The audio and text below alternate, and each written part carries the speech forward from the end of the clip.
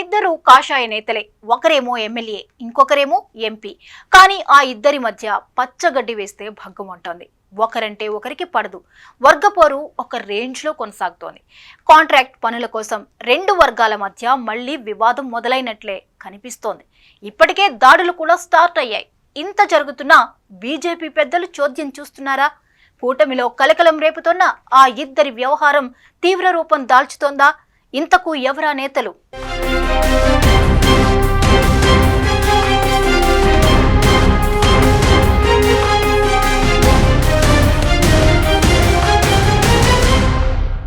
కూటమి పార్టీల్లో అంతర్గత కలహాలు చాలా చోట్ల ఉన్నప్పటికీ అధినేతల మధ్య బలమైన బంధం ఉండటం వలన సాఫీగా సాగిపోతుంది. కానీ ఒకే పార్టీలో వర్గపోరు అంటే తలనొప్పే. ఇప్పుడు బీజేపీలో ఇద్దరు నాయకుల మధ్య జరుగుతున్న అంతర్గత పోరు వలన కార్యకర్తలు ఇబ్బంది పడుతున్నారట. ఏపీ బీజేపీలో అంతర్గత కుమ్ములాటలు విపరీతంగా పెరిగిపోయినట్లు ప్రచారం జరుగుతోంది. ముఖ్యంగా కడప జిల్లాలో బీజేపీ ఎంపీ, ఎమ్మెల్యే మధ్య వార్ పరిధులు దాటింది. ఇరువురి నేతల అనుచరులు, సిబ్బంది పరస్పరం దాడులు చేసుకుని పోలీసుల కేసుల వరకు వెళ్లింది. దీంతో ఈ పొలిటికల్ వార్ ఎక్కడి వరకు వెళుతుందనేది చర్చనీయాంశంగా మారింది. ఆ ఇద్దరూ ఎవరో కాదు, ఆదినారాయణ రెడ్డి, సీఎం రమేష్.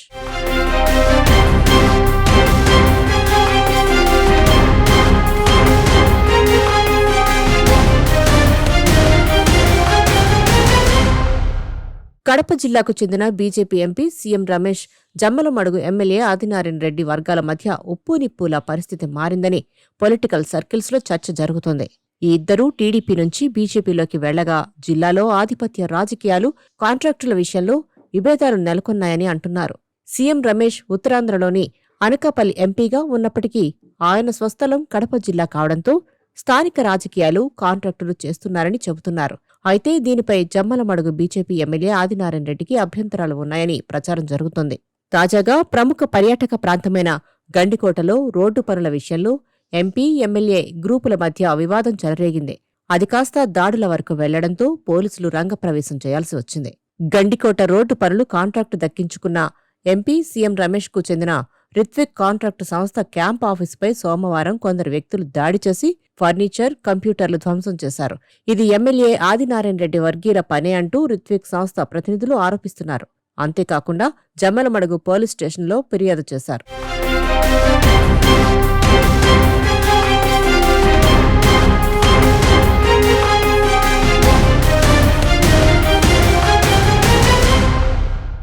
ఎమ్మెల్యే ఆదినారాయణ రెడ్డి వర్గీయులు ఆ ఆరోపణలను ఖండిస్తున్నారు.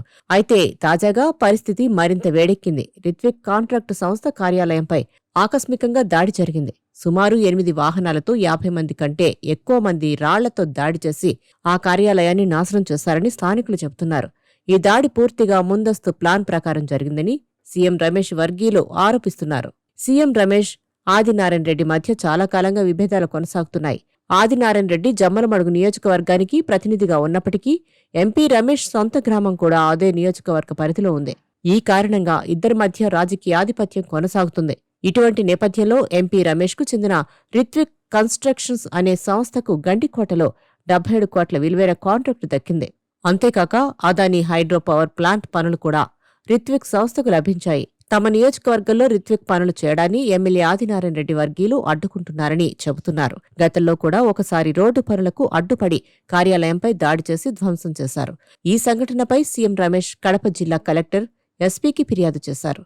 అదే సమయంలో జమ్మలమడుగులో పేకాట, మట్కా వంటి అసాంఘిక కార్యకలాపాలు జరుగుతున్నాయని, వాటిని అరికట్టాలని ఎంపీ రమేష్ బహిరంగ లేఖ రాశారు. ఈ అసాంఘిక కార్యక్రమాలకు ఎమ్మెల్యే ఆదినారాయణ రెడ్డి అనుచరుడు కారణమని ఆయన ఆరోపించారు. ఇకిప్పుడు మరోసారి దాడులు జరగడంతో ఎప్పుడు ఏం జరుగుతుందో అని స్థానికులు హడలిపోతున్నారు.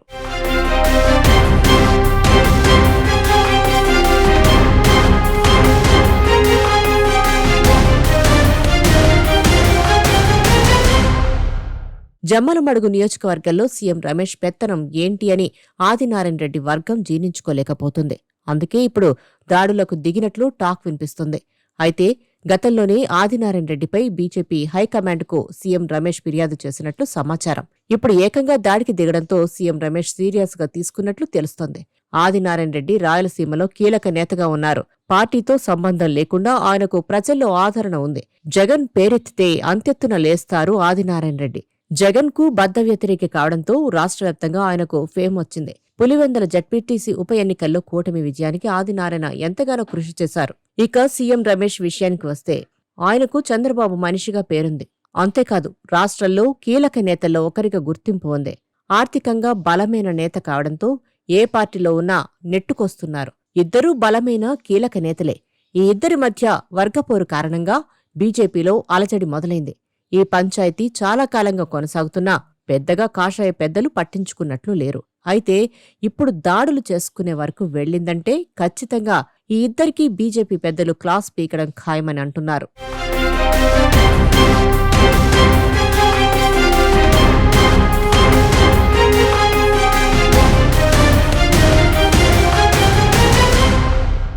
తెలుగుదేశం పార్టీలో బలమైన నేతగా ఎదిగారు సీఎం రమేష్.